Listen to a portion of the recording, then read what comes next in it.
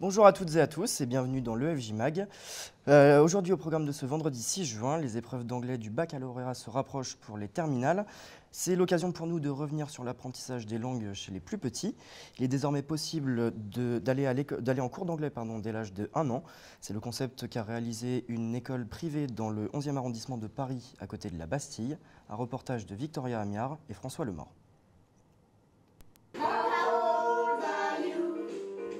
Ils n'ont que 6 ans, et alors que d'autres enfants de leur âge découvrent leurs premiers mots d'anglais, ces élèves comprennent déjà la langue de Shakespeare. Dans cette école, c'est dès le plus jeune âge que l'on apprend les langues étrangères. Un apprentissage qui peut paraître précoce pour des enfants qui ne maîtrisent pas encore pleinement leur langue maternelle. Mar, directrice de l'école, concède que les enfants mélangent parfois les deux langues. Et en règle générale, la langue maternelle, c'est celle qui domine parce qu'il y a plus d'impact. Toute la journée va être en français, donc ça sortira plus vite. La personne va chercher le mot le plus facile à dire. Donc si en anglais c'est plus facile parce qu'il y a une sonorité qui est plus facile, donc il ira chercher cette langue étrangère. Si les enfants se raccrochent parfois à la langue étrangère pour s'exprimer, y aurait-il alors un risque de confusion ? Pour le savoir, nous sommes allés à la rencontre de Maria Kihlstedt, chercheuse en sciences du langage à l'université de Nanterre. Il est vrai aussi, il ne faut pas le nier, qu'il y a souvent une langue qui est plus forte que l'autre et qu'il y a certains mélanges entre les deux langues. Mais contrairement à ce que beaucoup de gens croient encore, ça n'a absolument aucun problème. Ces mélanges sont systématiques et ils vont disparaître vers 4 ans à condition que l'enfant soit exposé assez équilibrément aux deux langues. Selon de nombreuses études, l'explosion du langage chez l'enfant se produit à 2 âges, 2 ans et 7 ans. Alors plusieurs questions nous viennent à l'esprit suite à ce reportage. Nous accueillons sur le plateau Victoria Amiard, linguiste à l'université de Paris-Dauphine. Bonjour Victoria. Donc, première question, y a-t-il des pays dans lesquels les langues étrangères sont enseignées dès la maternelle ?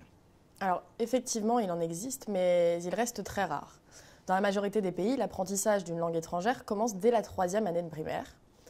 Certains pays comme le Liban et l'Égypte proposent l'apprentissage d'une langue étrangère dès la maternelle. Tout comme en Espagne ou en Belgique germanophone, où l'apprentissage commence à 3 ans. En Italie et en France, dans certaines régions comme le Val d'Aoste et l'Alsace, les écoles ont choisi le bilinguisme au vu de leur localisation géographique. Donc là, je vous rappelle que l'Alsace est une région frontalière à l'Allemagne et le Val d'Aoste à la France. Alors quelle est la position de l'Europe sur l'enseignement des langues étrangères ? Alors actuellement, la plupart des pays européens proposent aux enfants un enseignement obligatoire ou facultatif des langues étrangères dès l'âge de 8 ou 9 ans. Les apprentissages véritablement précoces sont en revanche plus rares. Au Luxembourg, par exemple, l'apprentissage d'une langue étrangère est obligatoire dès 6 ans. Un plan de rénovation des langues vivantes étrangères a été lancé en 2005 par le ministère de l'Éducation nationale.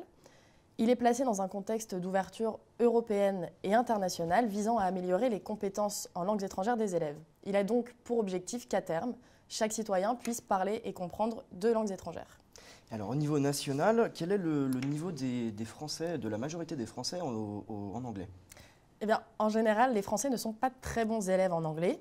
Selon une étude réalisée par Education First, qui est un organisme privé d'enseignement linguistique, sur le niveau de compétences en anglais, les Français sont à la traîne. Pour les adultes, les Français sont classés au 35e rang parmi 60 pays. Et selon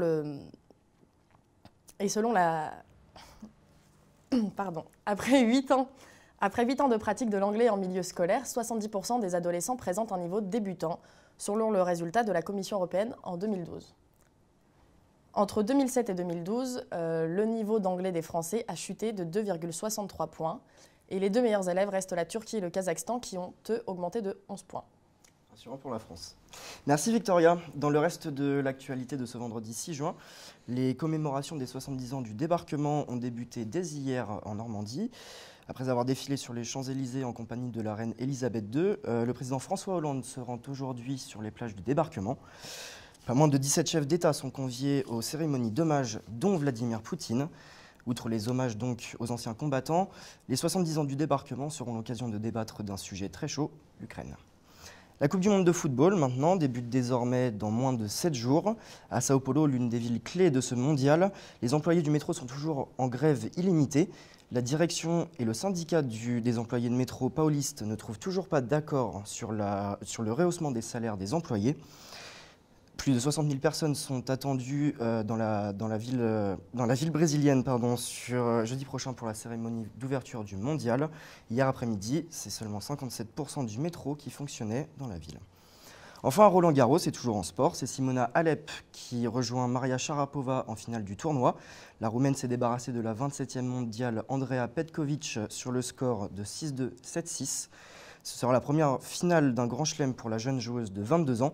Le match entre Maria Sharapova et Simona Halep se déroulera demain à 15 h sur le central de Roland-Garros. Merci à tous d'avoir suivi le journal de l'EFJ Mag. Bonne journée à tous et à demain à 13 h.